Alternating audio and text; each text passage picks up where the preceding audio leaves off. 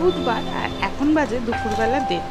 তো দুপুরে লাঞ্চ নিয়ে একদম তোমাদের সামনে চলে এসেছি। লাঞ্চে আছে দেখো ভাত, আর এখানে উচ্ছে আলু সিদ্ধ দিয়েছিলাম, সেটা তোমাদের দাদাভাই একটুখানি মাখছে লঙ্কা সরষের তেল নুন দিয়ে। আর ওখানে ভোলা মাছ করেছি সর্ষে বাটা দিয়ে, আর দিদি পাঠিয়েছে কচুর শাক ইলিশ মাছের মাথা দিয়ে।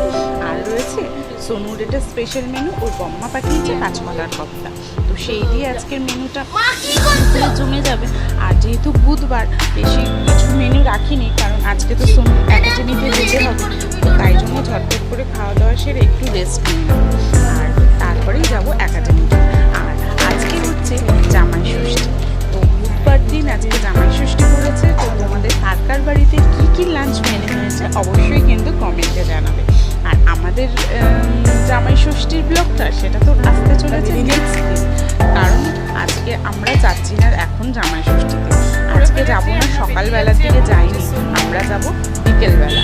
সোনুর একাডেমি থেকে সোজা যাবো মায়ের ওখানে জামাই ষষ্ঠী। দেখো ব্যাগ টুকলা সব গুছিয়ে নিয়েছি, জামাই ষষ্ঠীর ব্যাগ গুছিয়ে নিয়ে সোনুকে নিয়ে চলো সোজা গেলাম একাডেমিতে। এই হচ্ছে সোনুর একাডেমি, তোমরা সবাই জানো। এসে তোমার দাদা ভাই আর আমি বসে পড়েছি, আর এখানে সোনু সবে ওখানে ওয়ার্ম আপ করাচ্ছে। আর আজকে সোনুকে একটা চ্যালেঞ্জ দেওয়া হয়েছে, সেটা হচ্ছে এই যে দেখো সোনু ব্যাটিং করছে, তো বলা হয়েছে ওর একটা থাই প্যাড লাগতো। তো আমরা ওকে বলেছি আজকে যদি তুমি ভালো করে ব্যাটিংটা করো এবং স্যার যদি তোমাকে গুড বলে, ভেরি গুড বলে, তাহলে তোমাকে একটা কিনে দেবো থাই প্যাড। তো সেইটাই আজকে ভিডিও করেছি, তোমরা দেখো তো সোনু কেমন করছে। একদম ফার্স্ট করছে, তো হয়তো খুব ভালো করতে পারিনি, তো এটাই ওর আজকে চ্যালেঞ্জ বিষয় ছিল।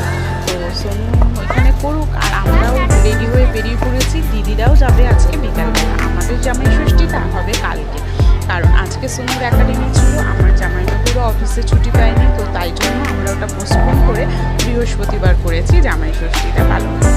আর এইবারে আমাদের মা যেটা করে শাকের জল দিয়ে যে নিয়মটা, সেটা তো আজকে হবে না, কারণ তোমরা জানো আমার ভাইয়ের মেয়ে হয়েছে, তো সেই জন্য আতুরের জন্য আজকে এটা হবে না।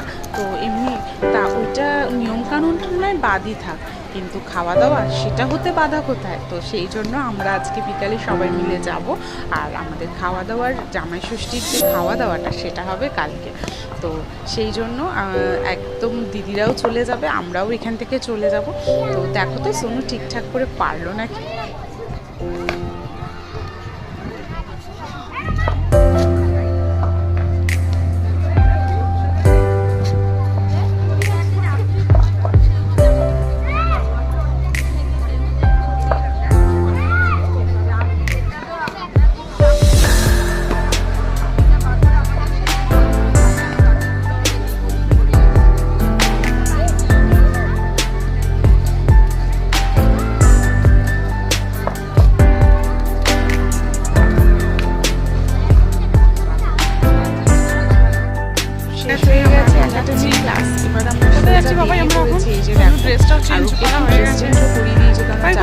প্রচণ্ড গরম লাগে, আর একটা আমি ওর জুতোও নিয়ে এসেছিলাম, জুতোটাও চেঞ্জ করে দিয়েছি।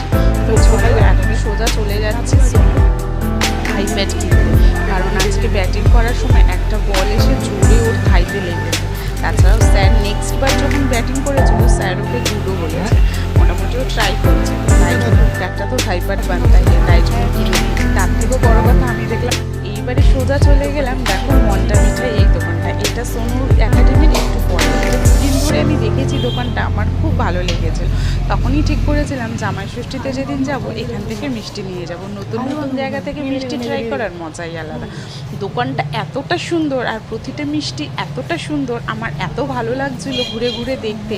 তোমরা অবশ্যই মধ্যমগ্রামের বা নিউ ব্যারাকপুরে এখানে কেউ থাকলে অবশ্যই এই দোকানটাতে একবার যেও, ভেতরের অ্যাম্বিয়েন্সটা খুব সুন্দর। তো ওখান থেকেই ঘুরে ঘুরে মিষ্টি পছন্দ করছি, আর সোনু পছন্দ করেছে গাজরের হালুয়া, তো সোনুর জন্য একটু গাজরের হালুয়া নিতে হবে, আর আমি একটুখানি ল্যাংচা নিয়ে নিয়েছি আমরা।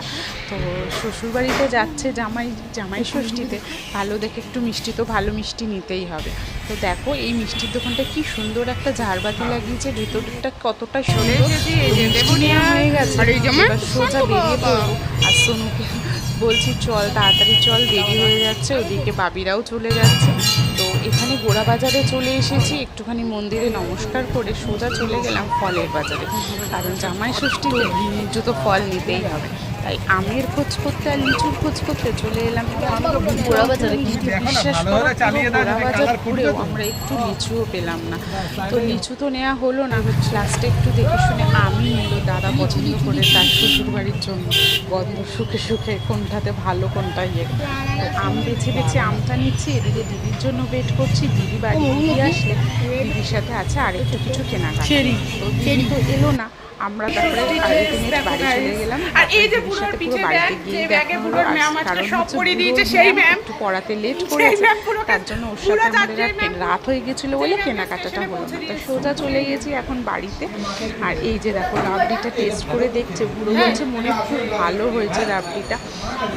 সোনুও তাই বললো, বাবাও তাই বললো। তো বাইরে এতটা হাওয়া দিচ্ছিল, ঘরের ভেতরটা গরম, বাইরেটা এতটা হাওয়া বলে আমরা সবাই ঠিক করলাম না এবার একটু ছাদে গিয়ে হাওয়া খাওয়া যাক। তো মা বাবাকে জোর করে টেনে নিয়ে ছাদে চলে এলাম। কি সুন্দর লাগছে দেখো, অপূর্ব লাগছে পরিবেশটা দেখতে, আর এত সুন্দর হাওয়া দিচ্ছে, মনটা একদম ভরে গেল। তো এই হাওয়া খেতে খেতে আজকে আসতে হবে, যাই, দেখা হবে তোমাদের সাথে একটা নেক্সট ব্লগে।